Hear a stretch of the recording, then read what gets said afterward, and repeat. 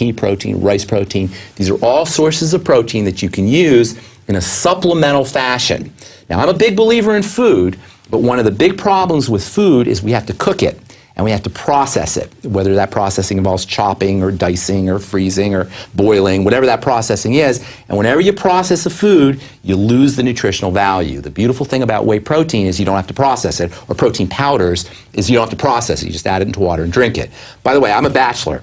I don't really have time to cook or the inclination to cook. So one of the neat things about whey protein is you put it in water, you drink it, or you put it in your blender and you throw a few other things in and you drink it. One dish to wash, no muss, no fuss. You're well nutriated. That's one of the neat things about supplementing is it's brain fart free, brain damage free. It's easy to do. You just add the stuff to water and you drink it. And that's one of the neat things about nutritional supplements as well, is you can get your nutrients without having to waste a lot of time in the kitchen. As far as food goes, that's a whole nother story, because I think foods are very important.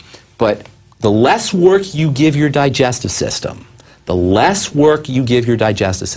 longer you will live. So the key to longevity and the key to health and wellness is to figure out a way to get lots of nutrients without lots of calories. Calories represent heat and calories represent work.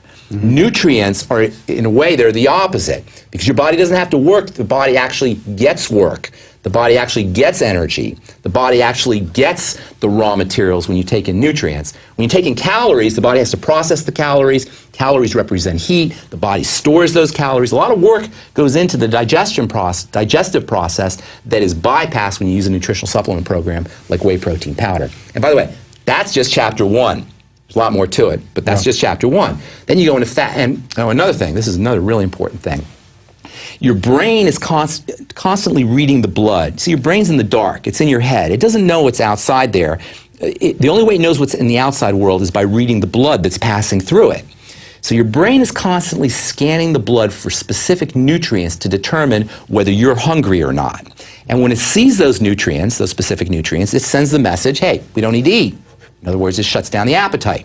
On the other hand, when it's missing those nutrients, it says, go get some food, we're missing nutrients. Well, the key nutrients that the brain is looking for to determine appetite, or lack thereof, is tryptophan, which is a very important amino acid, you can think of it like a protein, and glutamine, which is another very important amino acid, and you can think of it like a protein. So essentially, the brain is reading the blood for specific proteins to determine whether you're hungry or not, or whether we're hungry or not.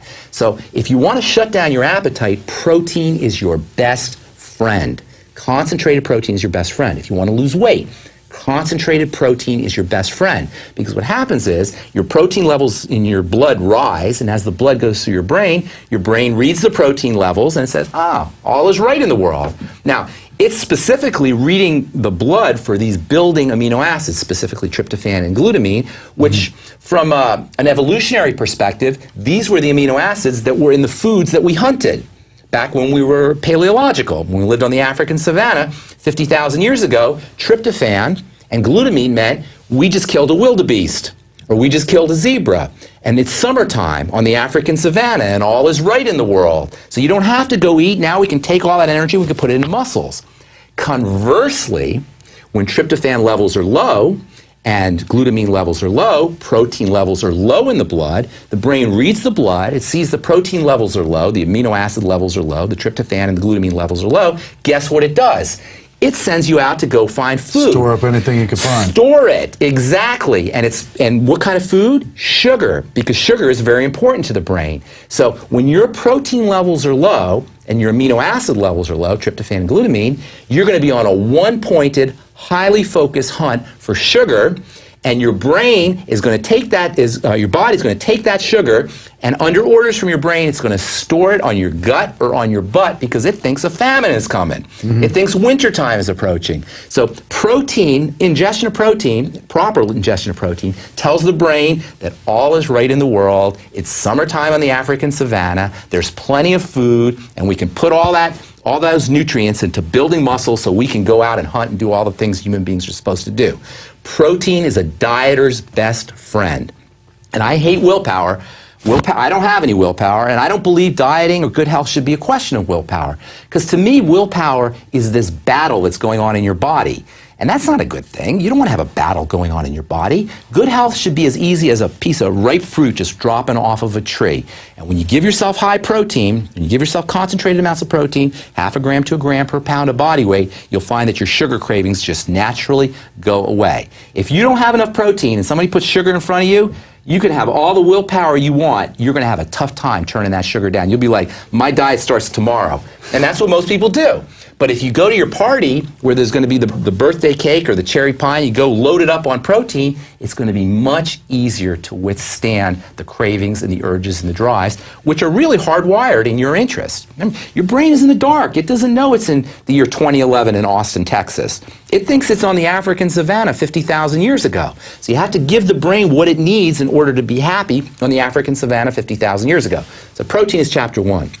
Can I go on to continue? Let's do it. Okay. Chapter 2 is fats. And just like protein is a dieter's best friend because it'll get you off the sugar, fat is a dieter's second best friend because it'll get you off the bad fat. The good fat will get you off the bad fat. Our body's need for protein is hardwired, and our body's need for fat is hardwired as well. And if you are low fat, if you are deficient in fat, and somebody puts a slice of pizza in front of you, there is no way you are going to be able to withstand that because the drive for fat is built into your brain. So what do? You get yourself essential fatty acids. In nutrition, whenever you hear that word essential, that means your body can't make it. It has to come in from the outside. And there are 2 fatty acids. You can just think of them for simplicity's sake as fats. There are 2 types of fats that are said to be essential because our body can't make it, your body needs it, but it has to come from the outside.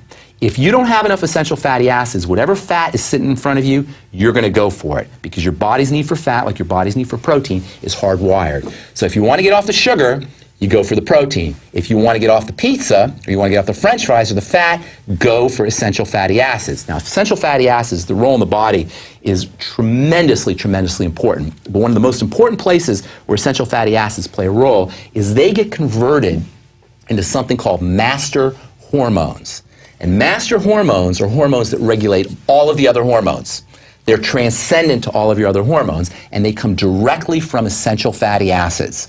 Without essential fatty acids, you cannot make those master hormones. Master hormones regulate all the opening and closing of your body, all the opening and closing of blood vessels, nerves firing or not firing. Any kind of dynamic movement in the body is regulated by these master hormones, which in turn come from essential fatty acids. There are many Americans who go cradle to grave without enough essential fatty acids because they're so difficult to find from food. Yeah. If you're not supplementing, you're not getting them. You can almost one-to-one treat your fat cravings as deficiencies in essential fatty acids. So getting yourself on a good essential fatty acid is unbelievably important. There's 2 ways to do it.